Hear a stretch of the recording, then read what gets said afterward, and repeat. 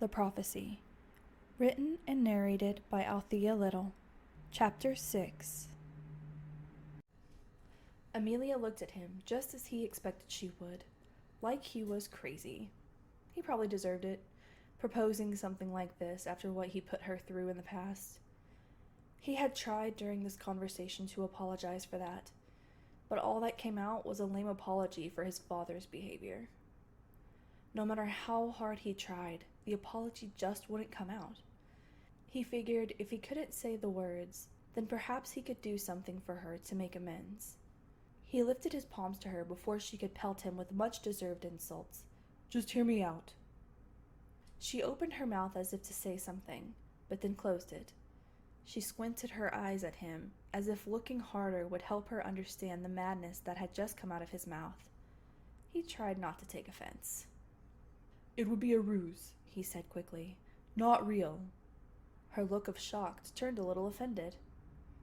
"Not that I wouldn't. Gods, he was making a mess of this.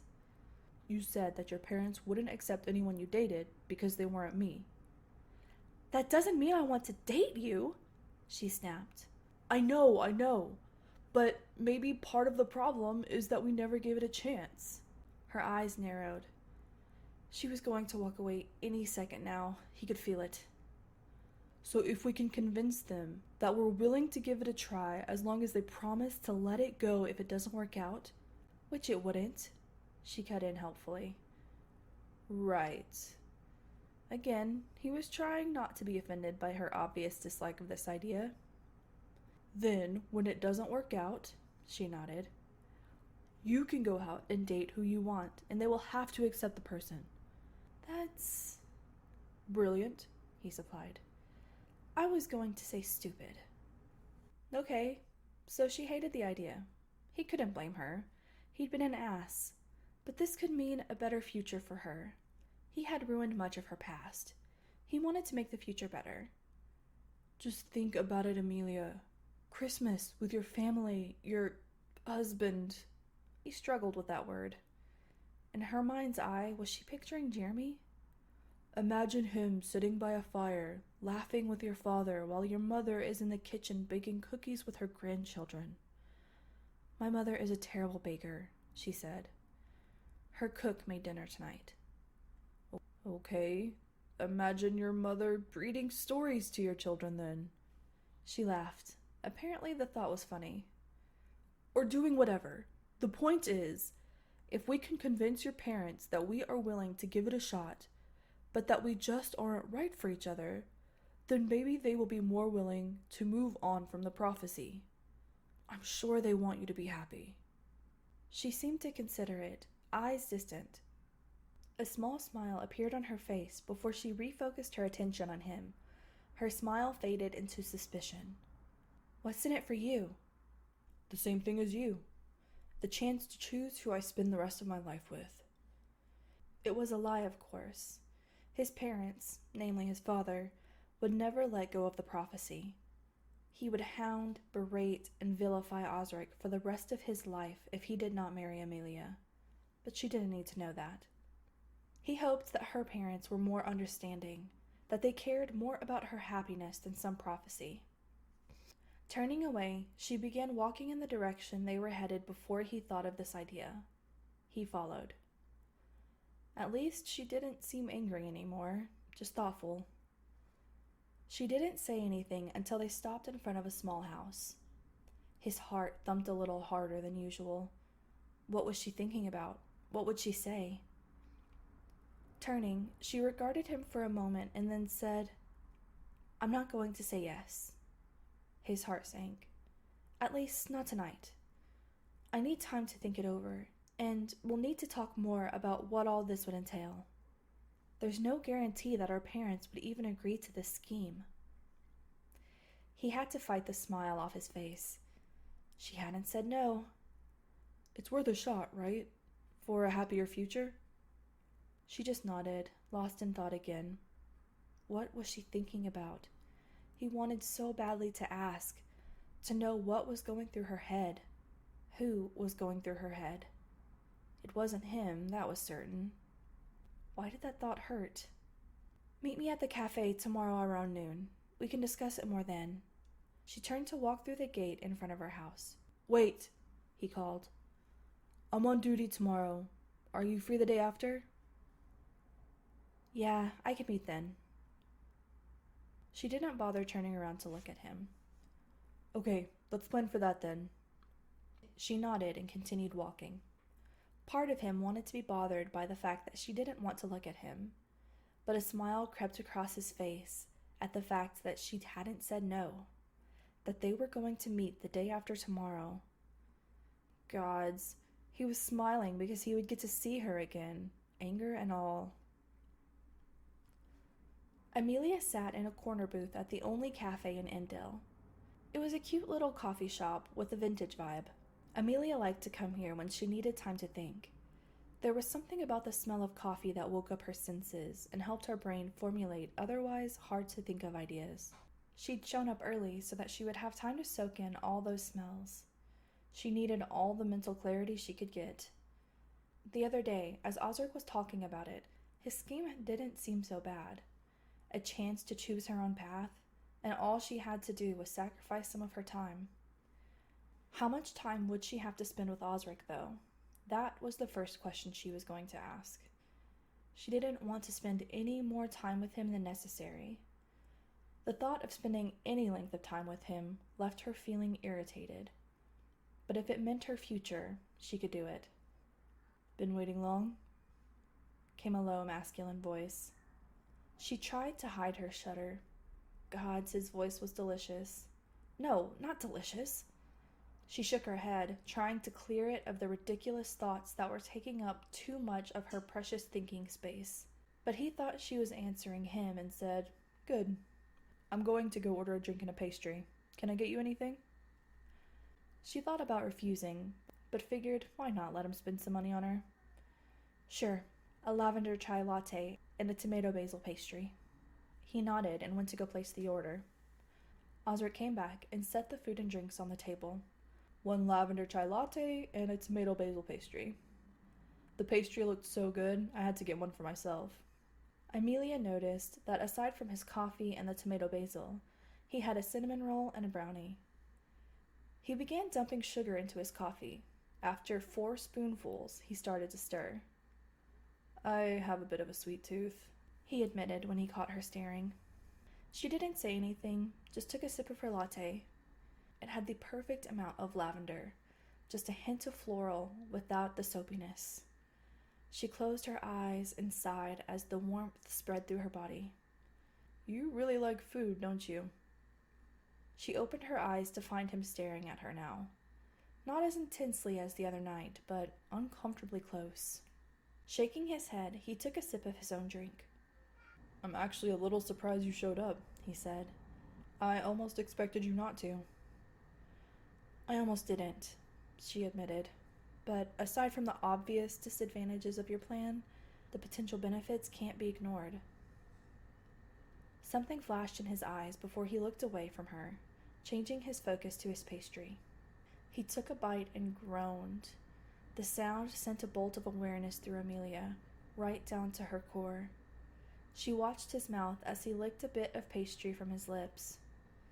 Gods, she almost licked her own lips, but she resisted.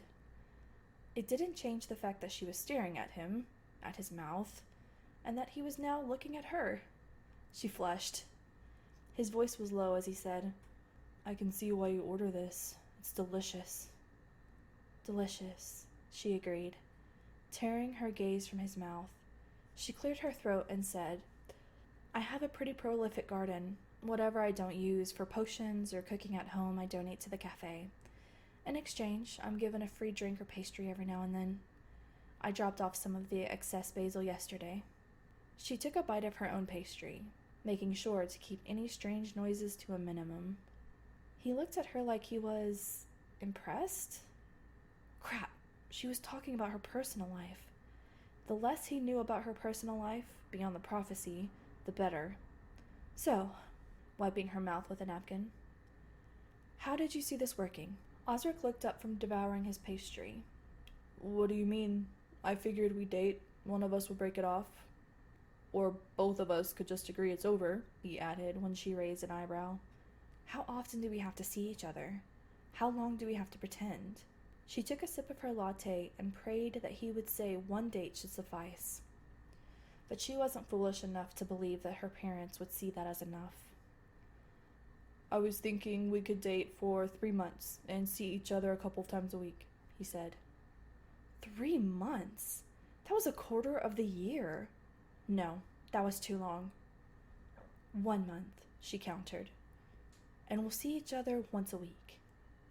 Do you really think 4 days is going to be enough to convince our parents that we're trying? Perhaps not, but it was more time than she wanted to spend with him already. She lifted a shoulder and took a bite in order to avoid answering. 1 month, he agreed. 1 month, he agreed. But I think we need to see each other more than once a week to convince our parents that this is real. Fine, she relented. 1 month, and we'll see each other twice a week. 3 times, he countered. She narrowed her eyes at him. Why was he making this so difficult? Of course, it was Osric, so what did she expect? Fine, she ground out. 1 month, and we'll see each other 3 times a week. He seemed more than satisfied with that answer, taking a big bite of his cinnamon roll. It looked delicious. If this is really going to happen, she said, we need to set some ground rules. Osric looked at Amelia expectantly. He had expected she would have some reservations about this plan. If he were being honest, he hadn't thought the conversation would actually make it this far. But here they were, discussing times and now, apparently, rules. He had half a mind to tell her yes to whatever she demanded, but figured he should wait and see what she would say first. First rule, no sex. He almost laughed at the seriousness of her expression. She looked like she was trying so hard not to blush at the mention of sex, but also tried to remain stern to be taken seriously. Okay, the first rule was a bit unexpected. Not that he expected them to have sex in the month they were pretending to date, but he wasn't expecting the fact that it had crossed her mind. He wondered if she had thought about whether or not she wanted to have sex with him, or if she just thought he couldn't control himself for a month. Knowing her opinion of him, it was likely the latter. Does that rule mean no sex in our fake relationship, or outside of it? Both, she said. The blush got the better of her and began rising up her throat. He wondered how far down that blush went. Did it reach her breasts? And now he was staring at her chest. He snapped his gaze back up to her eyes. She was glaring at him. Shit. She had caught him. There will be no sex in the relationship, obviously. She said that last word with bite in her tone. Gods, was he ever going to be able to gain her forgiveness? It wasn't looking good. But neither of us can be with anyone else outside of the relationship either, because if our parents saw us, they would know that we weren't really trying. Fair enough, he thought. Wait, did that mean... So you won't be seeing Jeremy during this month? She looked taken aback. Maybe he had misunderstood their relationship? I don't know what you think is happening between Jeremy and I, but we are just friends. So yes, I will be seeing him. I'm going to need to relieve some stress after spending time with you, she mumbled. So, if you're not going to him to relieve stress in that way, what do you two do? Just talk? He knew he was prying into her personal life. He needed to find a balance in doing so. She obviously didn't want him knowing much about her, but he found himself dying to know more, especially where Jeremy was concerned. If he pushed too hard, though, she'd walk away before they even got started. Her blush deepened. We train. Averting her gaze, she took another sip of her latte. Train? Train for what? Was he a fitness trainer? She definitely looked fit enough for that to be the case. Gods, he was staring again. She must have noticed his questioning expression because she said, Look, I am not going to get into my personal life with you, Osric. You lost that privilege a long time ago. It was probably petty of him, but jealousy made him say, All right, rule 2. We don't meet with the opposite sex without the other present, for appearance's sake. Anger flashed in her eyes. That's not fair. I need to... I'll train you, he interrupted. She looked like she wanted to object. His heart pounded. He didn't want her to walk away from their agreement, but he couldn't find it in himself to take his words back. He wasn't sure why he was jealous of that know-it-all, but he was. It's just a month, he said placatingly. Fine, she ground out. But the same goes for the redhead. No spending time together alone. He wasn't too worried about that. Esmeralda might be his closest friend, but he had no doubt that Amelia would love her if they ever got the chance to properly meet. Deal. He smiled and took another big bite out of his cinnamon roll, finishing it off.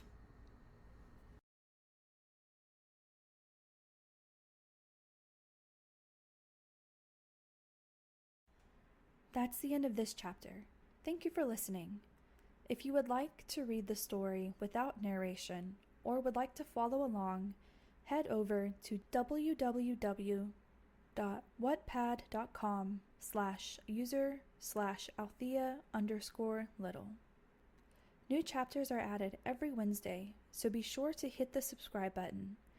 And if you like this chapter, give it a thumbs up and consider buying me a coffee, linked in the description. All donations are greatly appreciated. Until next time, stay magical.